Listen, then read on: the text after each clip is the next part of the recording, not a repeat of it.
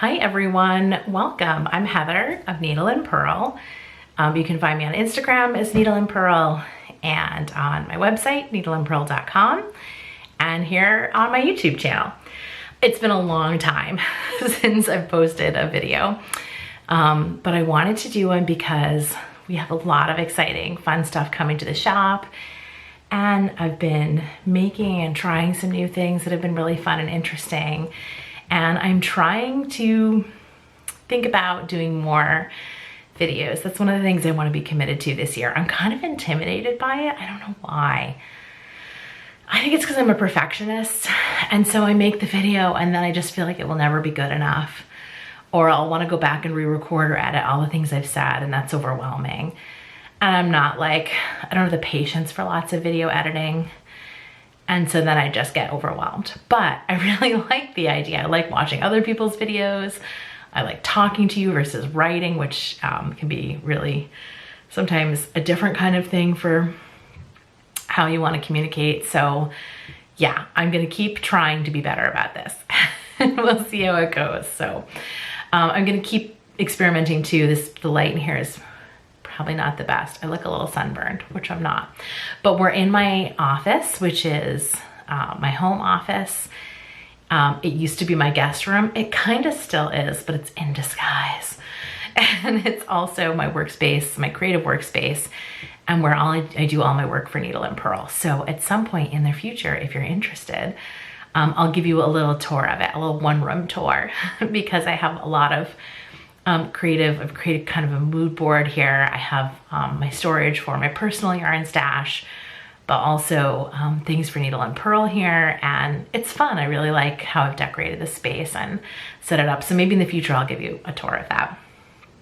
But yeah, I thought it would be fun to give a little shop update first and then talk about some of the things I've been knitting and making and a couple of life things, and we'll go from there. And maybe I will or will not get this video edited on maybe it'll go in kind of raw, we'll see. So shop updates. If you've been following along, you know that over the winter, I've been releasing several different kits to introduce you to local yarn that's in our area or not. Small batch yarn from farms that I love and want to introduce you to. And the most recent kit that we did is called the Plum Blossom Beanie and Hand Warmers Kit. And we still have some in the shop. I never did a video about it, although we did a lot of photos and stuff. So I wanted to show you up close. Here's my hat that I made as a sample. It's so cute. The patterns are by Tiffany Wong. She is Made at Linden on Instagram. And she's made this really clever motif, can you see it? Of branches and buds with cables. And see the baubles? And a dandelion stitches. And she has links to video tutorials for all of this in the pattern. The cables are not hard to figure out at all. Just follow the charts. And it makes this nice, it's not heavy. So it's the perfect kind of springtime hat if you're gonna go do some work in your garden. It's kind of cool in the morning. Maybe you're taking the dog for a walk or the kids to school, if schools are reopening near you, and you just want a little bit of extra warmth. It's perfect for that. I'm gonna my hair is already messy, so it doesn't matter. So I'm gonna put it on so you can see. It's nice and roomy. I've got like a little room up top here and it's way down over my ears. And it's super comfy, and the pattern does call for this much rib. You could do more if you wanted to too. There's plenty of yardage allowance in the skein of yarn that comes with this kit. You'll have lots and lots for the hat and the hand warmers. So you could, add a little bit more here if you wanted even a slouchier look. And the hand warmers are so cute. Look at that, they match. And I love how this kind of goes across. They're so sweet. I made mine a little bit shorter here because it calls for more ribbing than I did, just because I was impatient. And also I tend to wear kind of chunkier watches, and so I didn't want my little wristlet getting in the way of them. But yeah, isn't that sweet? I think the only other modification I made to mine, I think this thumb gusset is supposed to be just purl stitches all the way up, and I made it rib, just for personal preference, but otherwise, these are the patterns. Aren't they cute? So, the hair. Let's see, where did I put them? The colors that we have left, the yarn is Ovejas, which is 100% Romney, and it is hand dyed with eco dyes, all natural, by Amanda Barcenas of Prado de Lana. And she put together like the most beautiful colorways for us for this kit. Amanda and Tiffany and I are friends, and we started talking about wanting to do a collaboration together like, I don't know, months ago. So it was really, really fun. Hang on, I gotta get the yarn. It was really fun to like figure this out and talk about colors and just plan for it. So the colors that you can pick from that we still have, some have sold out, but the ones we have left are still a really good mix for spring. There's this purple one, which is called Logwood. The light in here is a little bit yellow, but I'm gonna say, let me try to hold it. That's pretty close. So there's this great purple. There is this beautiful kind of salmon peachy color, Calabasa. Look at that, really good. This is one of my favorites. It's like this kind of dirty greenish brown dyed with madder, marigold, and wattle. It's got this rich kind of golden undertone to it. It's such a beautiful neutral. This is one of my favorites. In a different dye batch, Amanda made a similar color, and I have a whole sweater's quantity of it. I can't wait to make that sweater. Then, if you love yellow like I do, Palomitas. Here's the yellow. It's really cheerful. It's reading a little bit bright. Let me see. It's maybe more like that. Yep. And finally, this amazing Chile Guajillo. I'm really sorry. I'm sorry. I'm just gonna apologize in advance for any butchering of Spanish I did there. Okay, this is not that red. This is more of a, let me see if I get the color.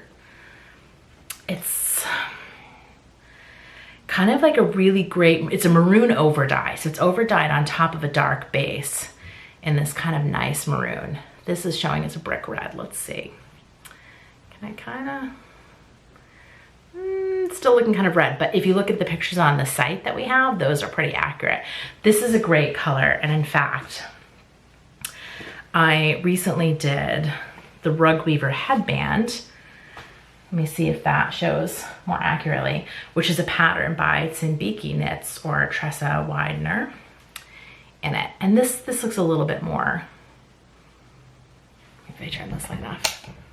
Yeah, there we go. That's more like what its color is. See?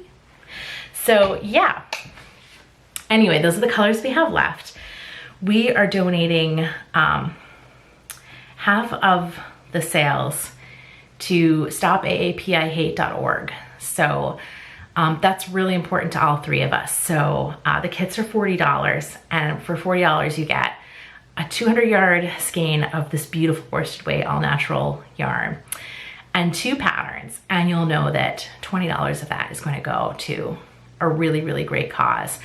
We're really united in wanting to do our part in stopping AAPI hate through this organization, as well as through obviously our own personal efforts. But we felt that when we first started this collaboration many months ago, we were thinking about how can we do a collaboration that is focused on a donation and a good cause, and putting our efforts towards something that would be donations based.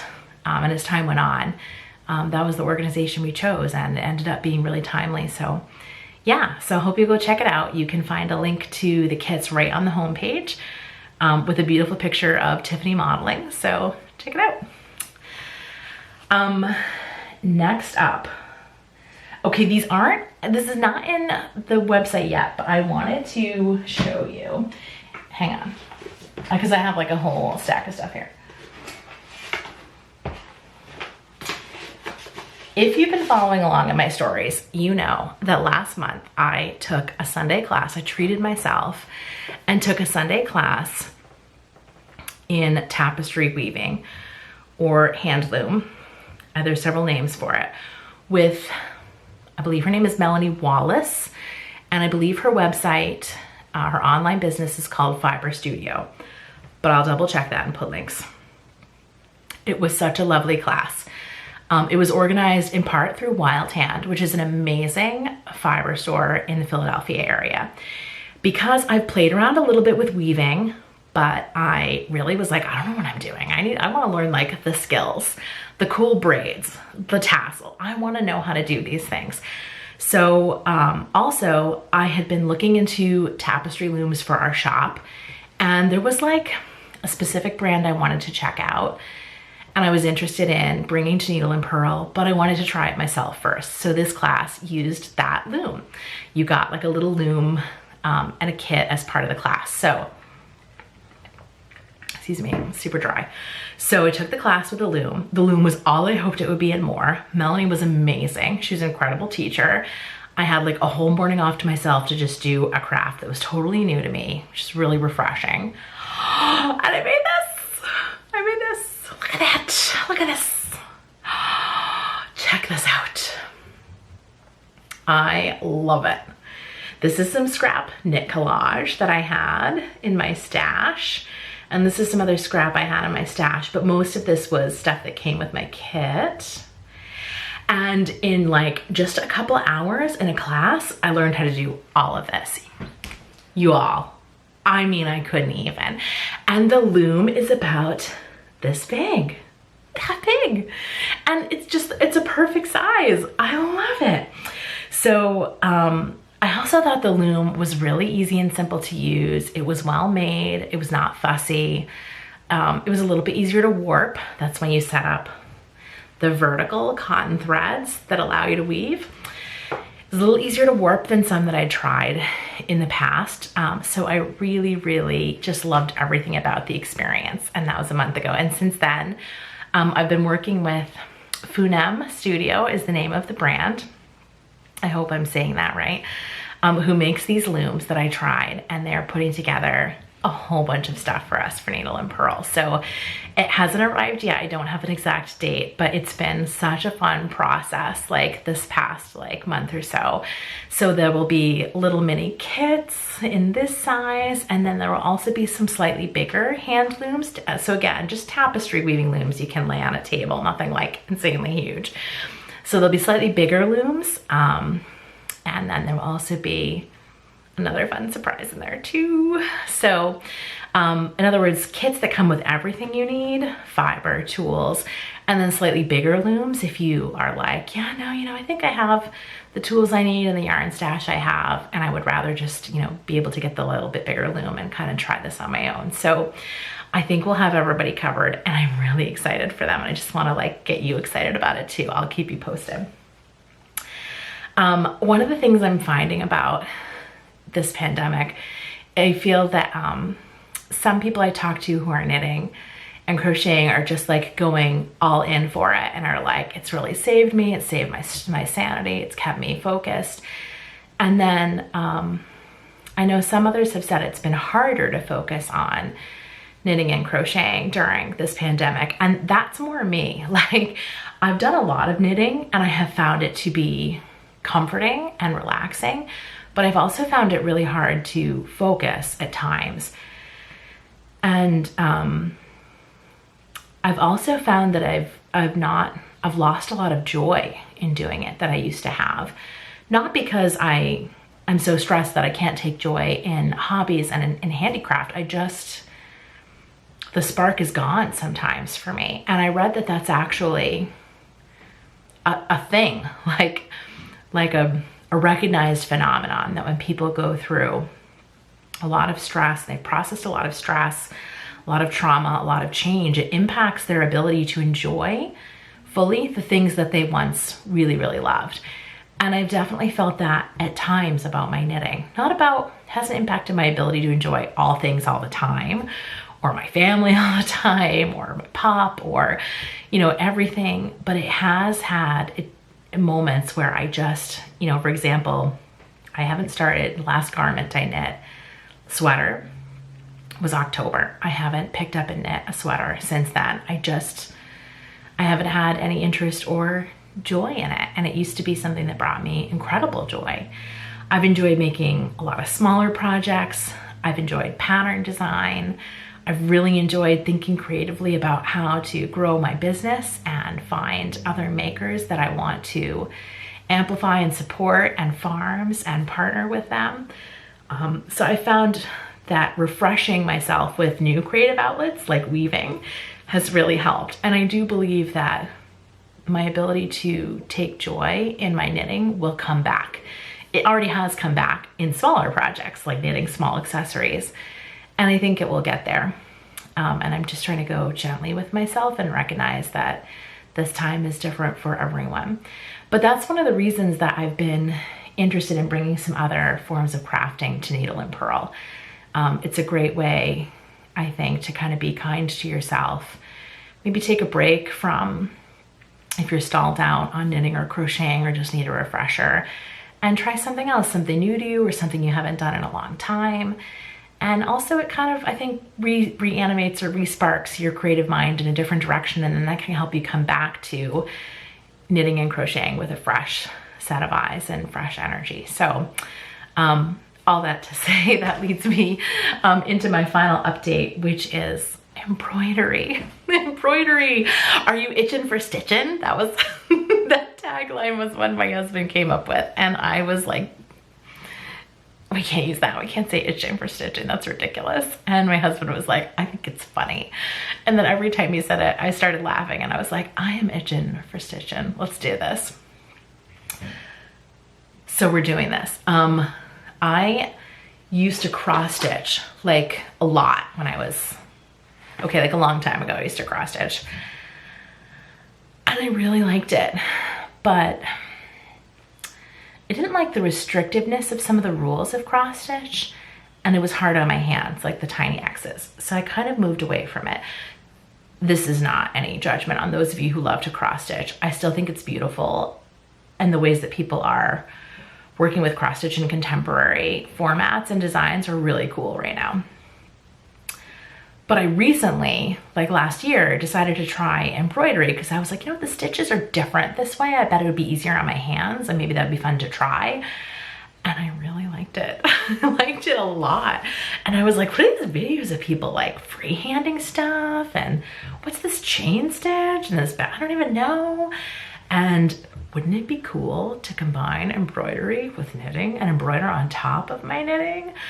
I just was like, I was really, yeah, I was really into it. So actually, I'll show you the first embroidery project I have made is Gigi. Gigi Made It has a line of embroidery through Trey Stitchery, I believe is the name of the company. And this is the first one I did. I learned to French knot, and I found these so satisfying. They were really fun. I just kept making her hair like thicker and thicker because I enjoyed the French knot so much. Obviously, this is clumsy, and I don't care because I just really liked it. So, okay, embroidery. So I was like, let's do embroidery at Needle and Purl. Let's do this. And I spent a long time looking for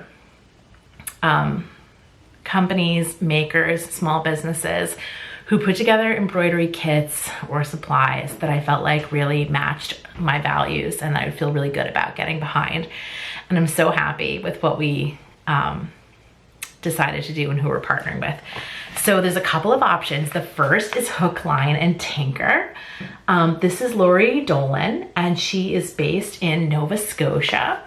And these little kits, I don't have an open finished one yet because I'm not that fast. I'm still a newbie at embroidery. But you can look on our website and see, because they're up there, pictures of what these look like finished.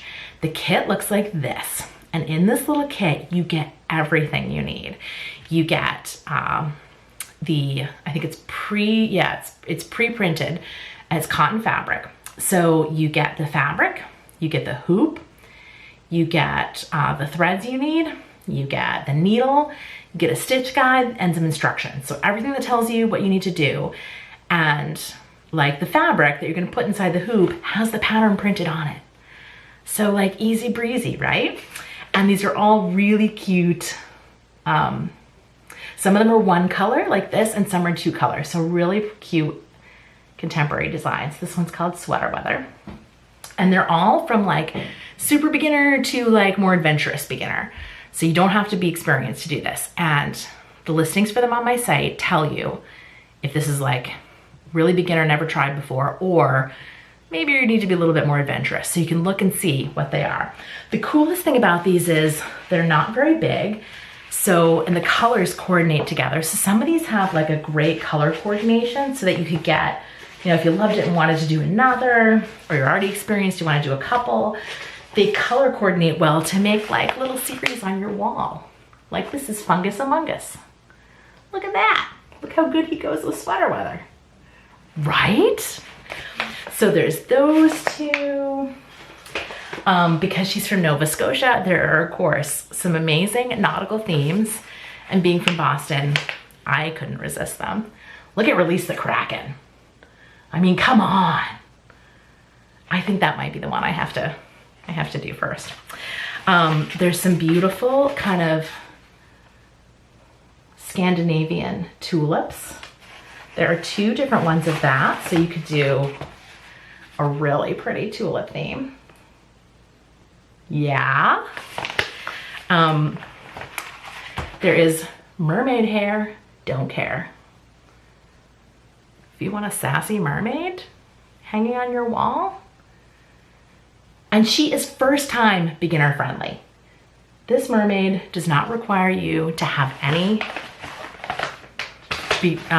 embroidery skills at all. You can come to her as a total newbie. My most favorite. Are you ready for my most favorite? Industrious Octopus. He's knitting. He's knitting. I love him. So when you get this kit, it's all you need. We do on the site have a little section of embroidery supplies where I've stocked it with a set of embroidery needles in a range of sizes, which are all you'd really ever need, clover needles, and two kinds of hoops. Bamboo, which is like just your basic run-of-the-mill, get you there, get it done hoop, and then beechwood hoops, which are a little bit fancier, but you don't need those for this kit. This kit has everything in it already. So just to confirm. Now, why would you maybe need those other hoop supplies, you might wonder? Because we have one other embroidery option, and it is this, which is called the drop cloth sampler. Drop cloth samplers, for those of you who love Squam Art Festival here in New England, that's where drop cloth samplers were born. They come from artist Rebecca Ringquist. She is based in Portland, Oregon, but she had this idea to basically take her hand-drawn art and get them pre-printed on this 100% cotton fabric and sell them as samplers at Squam, like I think about 10 years ago, where they were wildly popular. And they've been wildly popular ever since. So that's how her business began at Squam. Knitters will love this story, right? So she then created a whole bunch of these. But the cool thing about these is I think she called them something like a coloring book for embroidery. So the hook, line, and tinker kits that I just showed you are great for like all-in-one, everything you need. We've got you covered, just pick up the kit and go. Drop cloth samplers are awesome in that if you want to learn to embroider and you want a no pressure, this is designed to get messy and make mistakes and freestyle and make it your own, pick your own colors, do it your way. That's what these are great for. So with these, you do need a hoop, you do need to get needles, and you do need to get yarn. This is just the cloth inside this kit, but it's pre-printed. And they're beautiful. So check them out on my website. There are pictures of them in progress and finish, but everybody's is going to look different because see, it's just like that. They're really complex in terms of what's on there for the drawing, but they're not hard in that you can do it any way you want, any colors you want, any threads you like, make it your own. This one, the original sampler, she has a video on Creative Bug Workshops, which is a site that has like, you know, online courses for whatever you want to learn how to do. And on that website, I think I had it here somewhere. I think you can do a free 7-day trial to that site and take her course for this original sampler, where basically she walks you through the different stitches, because this original one is a really pretty design that basically teaches you every stitch in embroidery. So you can get the original sampler and take that class if you wanted to, and work your way through this with Rebecca with your free 7-day trial. So if you order any of these drop cloth samplers, I'll send you the postcard Rebecca sent me with info about that workshop and the free 7-day trial if you're interested. But there are all kinds of cute, so here's the original, and then some of them look like this disco nap is all like rainbows and flowers, but it's got hidden alphabet letters in there. This ABC Max one is probably not for beginners because it's really big. And it's got alphabet letters all in there. Here you can see it's really pretty large. So check when you look on my site at these, you'll see they're all different sizes. This one's 15 by 15. And the original one that I just showed you is like a 10 by 12. And the rest of these I think are 8 by 8. So if you want to get an idea for what size they are, I've got the measurements listed. I think this is Milky Way. This is Meadow. They're just really cool, and you can see how the designs are so fluid that you can just kind of wing your way around and have a good time. And that's what I really liked about these. So I loved both of these options so much. I just got them all, right? Something for everyone. So the hoops that we have, oh, this one popped out of its inner one. This is half of a hoop. Don't worry, the other piece is in there. So the bamboo is a 6-inch. A 6-inch hoop is great for any of these. In fact, if you go look at Drop Cloth Sampler's Instagram, she has some highlights and stories where she tells you what she recommends for hoop sizes, for threads, for needles, and she's really straightforward about it. And what she always says is, a 6-inch hoop is perfect for any project. You just slide it around if you've got a bigger embroidery one, because your hands can fit in the middle and it's not too big to hold as you work. So these are the trusty, inexpensive, just a few bucks, bamboo hoops that will work for any of these, no matter what size they are. So we've got those in the shop. And then if you wanted to upgrade a little bit, we have these really nice heirloom quality beechwood. So these are finished in beech. These are made of beechwood, and they're nicely sanded. The bamboo are pretty smooth too. They both are. The beechwood's just, you know, maybe a little bit nicer of a wood. This is a 7-inch, so just a tiny bit bigger.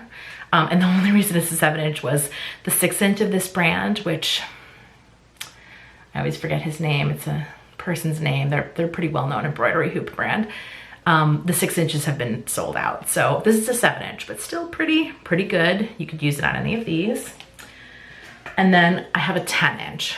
And the reason we have the 10-inch is maybe if you prefer, you might want a bigger one for working the ABC sampler, which is really pretty big. That's a 15 by 15 sampler.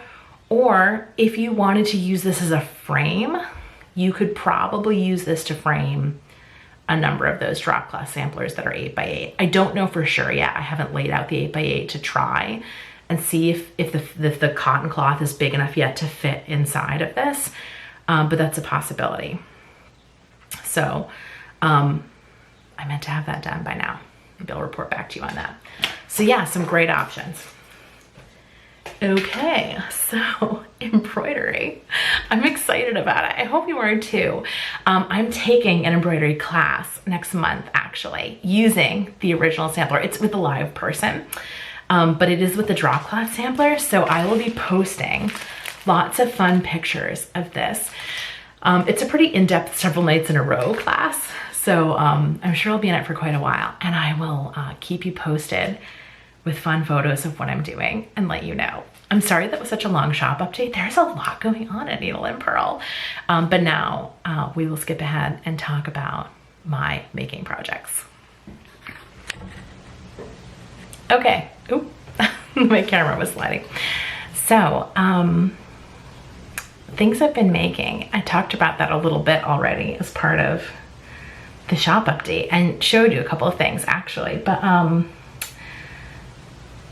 yeah, at this point I feel like my design and my knitting and what I think about for the shop all kind of blend together, and that feels for the most part like a good thing. I'm trying to think and learn as an artist and a business person and a designer how to be a cohesive person, not a compartmentalized person. So thinking about what my customers would like, I want to be the same as thinking about what I like to make and do. And when I think about design inspiration and what inspires me, you know, I want that to also then fuel the personal projects I'm working on and what I'd like to put in the shop, so that everything feels like it's driven by that same passion. And when it doesn't and it clunks, then I know I'm kind of on the wrong track, if that makes sense. So that's partly why it's felt hard that I haven't been motivated to knit big things like sweaters, but it has been interesting to give me time to find some of these other things, I guess. So yeah, one of the things I knit a lot of this winter and recently is hats. I don't think I've ever shown them in a video, but maybe you saw my Sage and Stevie hat, which I'm really proud of. I originally designed this cable hat to go with some beautiful Lopi from Two Feathers Fibers in Maine, and I am still just in love with it. It's such a great.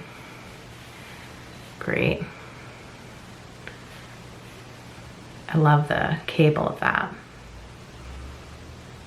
And it's such an incredible, it's one of the nicest, like, bulky weight Icelandic fibers I think I've ever used. And I love how this cable came out. I'm really, really happy with it. Of course, it works pretty well with other bulky knits too, which I've been happy to see. I've enjoyed seeing people make it and send me their pictures or post them to Instagram. And you know, you always want to hope that it works out well as well with other fibers, but you never know. The kits sold out almost instantly. There's a limited amount of that Lopi available. So then after that I was watching, you know, what did other people make it with? And it's been nice to see. I made this hat for my daughter in that pattern with Wild in the Woods bulky. She calls it Lopi, but it's not, I think she calls it Lopi. It's not actually Icelandic. It's a blend. And it looks great with this too. It's a little bit smaller for my daughter. There it is, you can see the top. This is a different, so same farm as my first hat, Two Feathers Fibers. I used their brown bulky. This is not Lopi in that it's a 2-ply, but it is Icelandic. I love the top on this one. So this one came out actually with less stitch definition, which maybe would surprise you. But this one has kind of a more muted look to it in this brown. It's fuzzed up a bit. That's also, I think, partly the sheep, but it's really soft. And my family really likes the softness of this one. This one's a little bit smaller too, because the yarn was a little bit smaller in gauge for a bulky. So being my first pattern, just knit it over and over and over again, first figuring out the pattern and working out the kinks and then needing a few samples. Then I made the same hat in worsted. I wanted to gauge it down to worsted and take the guesswork out of that for people, because it has a lot of cables and figuring out that motif and adjusting it wouldn't be the easiest thing, especially not for a newer knitter. So I did that and released that pattern. And here it is in Wing and a Prayer Farms, All the Single Ladies, which is a really nice Shetland wool. And this is its natural silver color, which really does have as beautiful of a glow to it as it shows here. It took me quite a while to figure out the crown decreases. in that I wanted to decrease the cables of both, you know, a really large cable like this one and a small cable like this one gracefully, so that they continue to look like cables all the way up, but resulted in a nice finished piece. So that took some thinking, and I'm really proud of how that came out, because I don't consider myself a cable expert. So I did a lot of reading on Nora Gahn's advice, like not her personally. She didn't talk to me. I read the works of Nora Gahn and did some studying and looking into that. And then I just experimented. Some decreases kind of unraveled the cables, and I would just rip it out and try another kind. And then this is also worsted, but it's a bulkier worsted, which is why it's a little bit big. And this, I think, is actually sized a little bit better than that one. And these are the kits that are still available in our shop. And this is Great Bay Woolworks. They're natural marled. So this makes a true marl, the gray and white. And then they have a dark gray and lighter gray that marl together. And that one, when you actually knit it up, looks less like a marl and more like a really beautiful textured dimensional grayish brown, which I really love. I have some knitwear from it. It's just beautiful. I really like it. So these kits are for sale currently in the shop. And look at how good, I just love how good the fit of it is. It comes down over my ears. There's a little bit of room in the back. I think this is the large. So you could make it smaller for sure, but I like a nice roomy hat in winter.